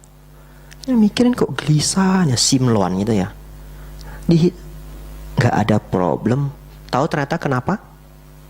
Tadi Bapak Ibu jam 5 sore makan bakso 2 mangkok. Ajinomotonya berapa banyak coba? Betul ya? Ini real loh ini. Jadi akibat sebabnya adalah ajinomoto, akibatnya adalah gelisah. Atau hal lain. Kadang kita ngomong, salah ngomong, tapi tidak sadar. Nanti sudah pulang rumah baru mikir, aduh salah, tadi salah ngomong saya, gawat. Gelisah. Gelisah ini adalah akibat dari sebabnya tadi, salah ngomong. Jadi bisa dikatakan hampir semua kegelisahan yang muncul adalah akibat dari satu sebab. Ya berarti hukum sebab akibat, ada kaitan karma. Nah semakin banyak karma buruk seseorang, dia semakin gelisah. Makanya kalau kita baca di dalam sutta, ada satu cerita tentang Raja Ajatasattu ya. Dia datang mengunjungi Sang Buddha, lalu Sang Buddha memberikan dhamma. Setelah Sang Buddha membahas dhamma, lalu raja ini pergi. Sang Buddha mengatakan apa? Orang bodoh. Kalau saja dia tidak membunuh ayahnya, hari ini setelah mendengarkan dhamma, dia akan mencapai Sotapanna. Tapi Raja Ajatasattu itu pernah membunuh ayahnya Raja Bimbisara untuk naik tahta. Jadi setelah Raja Ajatasattu bunuh ayahnya, dia setiap hari gelisah. Makanya dia minta penasehat-penasehatnya untuk mencari guru-guru spiritual. Dan dia sudah cari 4 atau 5 guru spiritual, tapi tidak ada jawaban. Nah ketika dia bertemu Sang Buddha, dia mendapatkan jawaban yang dia anggap paling pas. Tapi sesungguhnya dia pun belum mengerti. Tapi dia sudah anggap itu paling pas. Nah kenapa dia tidak ngerti? Karena dia terlalu gelisah. Karena kegelisahan itu kan salah satu dari 5 rintangan batin ya, panca niwarana. Jadi kegelisahan itu juga akibat dari satu sebab. Ya, lebih kurang begitu ya. Ada lagi ide yang mungkin tidak tertangkap saya, ingin ditanyakan? Atau ada pemikirannya?